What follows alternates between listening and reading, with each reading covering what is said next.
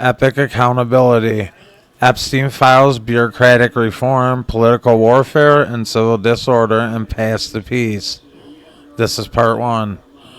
Today I want to speak directly and frankly about some of the most explosive political, legal, and social issues defining the nation right now. The Jeffrey Epstein Files and why their release matters, the accountability of lack thereof within powerful bureaucracies, how the Trump administration is coddling work it sees as necessary for national safety, how Democrats and the legacy media have engaged in what feels like political warfare at every turn, the violent and chaotic street protests we've seen in the cities like Minneapolis, Portland, and Chicago, and ultimately what strategies could at least stabilize the streets and reduce the discord even as deeper cultural divides persist. This is all part of a narrative about power, transparency, and what it means for a republic to function with legitimacy in the eyes of its people. First and foremost, the Epstein Files Transparency Act was passed in 2025 and signed into law with broad bipartisan support. A rare moment of legislative consensus that theoretically obliged the Department of Justice to release the unclassified records related to Jeffrey Epstein's criminal network and associate investigations. The idea was straightforward: give the American people the raw documents, unfiltered, unredacted, where legally permissible, so the truth could be known. Instead, the release has been painfully slow and heavily redacted, prompting criticism from lawmakers, activists, and transparency advocates like who argue that the spirit of the law is being undermined, even if the letter of the law is technical and being followed. The handling of these files feeds in the broader narrative and accountability in our federal institutions.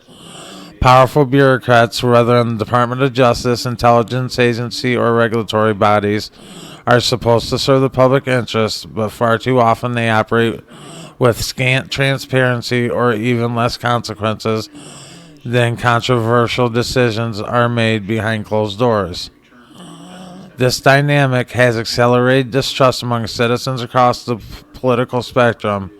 Some see it as necessary, redacting victim identities and protecting law enforcement investigations, while others call it a cover-up, arguing that the two is much the systems erode when transparency is perceived as optional rather than required. At the same time, the Trump administration has been aggressively codifying policy and personnel shifts into bureaucratic structures, whether it's immigration enforcement, judicial appointments, deregulation, or national security directives. There is a connected effort to institutionalize principles that promote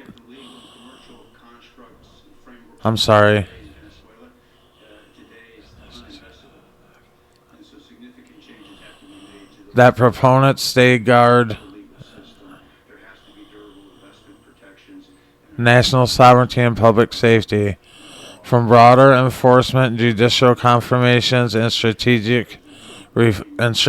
reflects deep belief that the executive branch must actively shape the direction of the republic, not just by executive order, but as reshaping agencies and personal decisions for decades to come.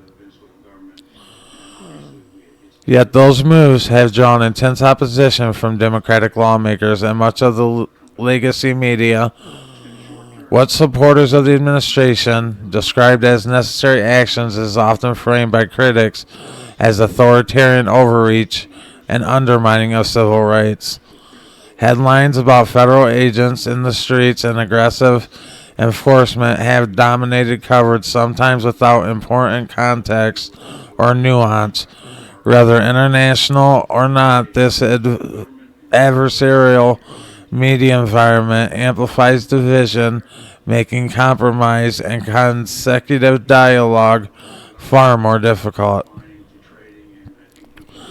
A flashpoint of the larger conflict has been the nationwide protests and unrest tied to the ICE enforcement actions. particularly following shootings involving federal officers, such as the tragic killing of Renee Nicole Good, a U.S. citizen, by ICE agents in Minneapolis. That incident sparked large demonstration, legal challenges, and federal court injunctions, limiting how immigration agents can engage with peaceful protesters. Similar dynamics are unfolding in places like Chicago, where No Kings protests related to federal enforcement have drawn thousands, highlighting deep frustrations with federal tactics and a sense of abandonment felt by parts of the population. Across the country, these protests are not isolated. They are part of decades-long patterns of civic unrest seen in cities like Portland and Los Angeles, where the ICE deportations expanded into broader critiques of federal authority. Some of these protests are peaceful, others turn confrontational, and in rare cases, reports have surfaced of rioters attacking federal vehicles, looting equipment, and stealing sensitive material. Actions that blur the line between protest and criminality.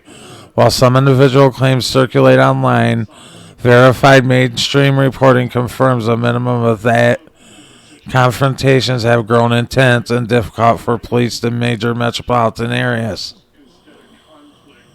On top of these ground-level clashes, one of the most toxic trends in American discourse today is the venom unleashed against broad categories of Americans, from MAGA supporters and conservatives to Christians and white communities. While every society must confront and condemn bigotry and ignorance whenever it appears, labeling entire demographic groups as inherently evil or dangerous does more harm than good. It fractures societies, making empathy and reconciliation nearly impossible. The truth is that political disagreements are real and legitimate, but the debates shift from policy to demonizations of entire populations, which is the very fabric of civic society unravels. This is where we have to focus hard on strategies that can de-escalate conflict. Even if true peace remains a distant goal, first these must be clear and consistent enforcement of law and order.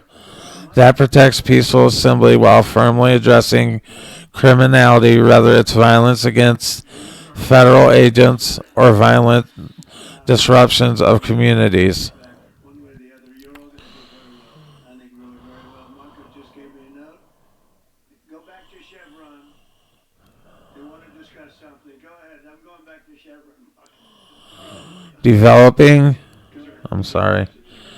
Deploying law enforcement without escalation plans, without community engagement frameworks, or about accountability compounds the problem rather than solving it. Policymakers and law enforcement agencies should de-escalation training, community liaison, and transparent incident reporting to reduce fear and build trust on all sides. Second, fundamental reforms are needed in how the bureaucratic accountability functions. Transparency in high-profile matters like the Epstein Files builds trust, delays redactions, and opaque procedures feed conspiracy thinking of both extremes of the political spectrum. If the American people genuinely see that justice is blind, impartial, and tethered to the rule of law, it will go a long way toward healing political divides. Third, the Trump administration, or any administration, must champion consistent messaging and strategic communication. Legacy media plays a powerful role in shaping perceptions, and when narratives become skewed or sensationalized, they deepen polarization.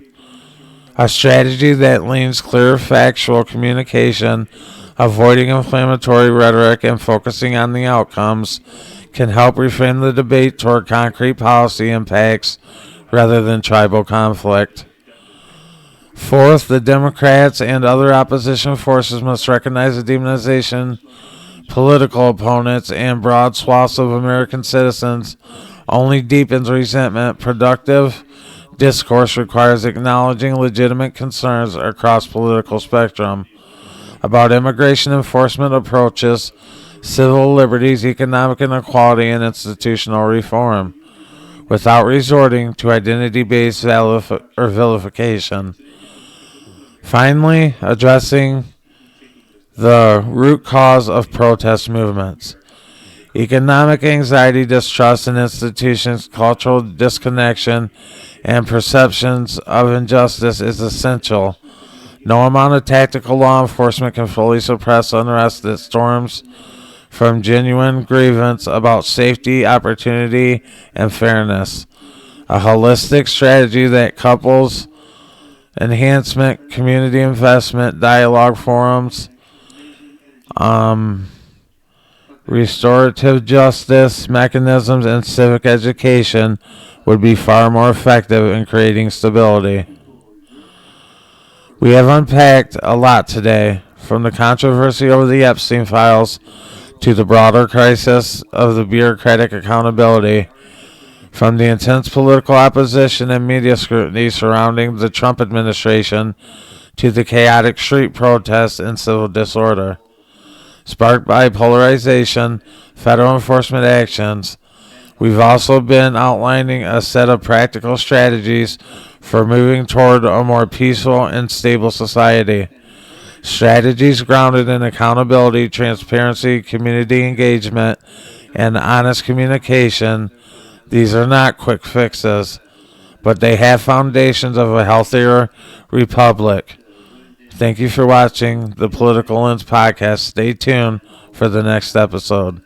Peace.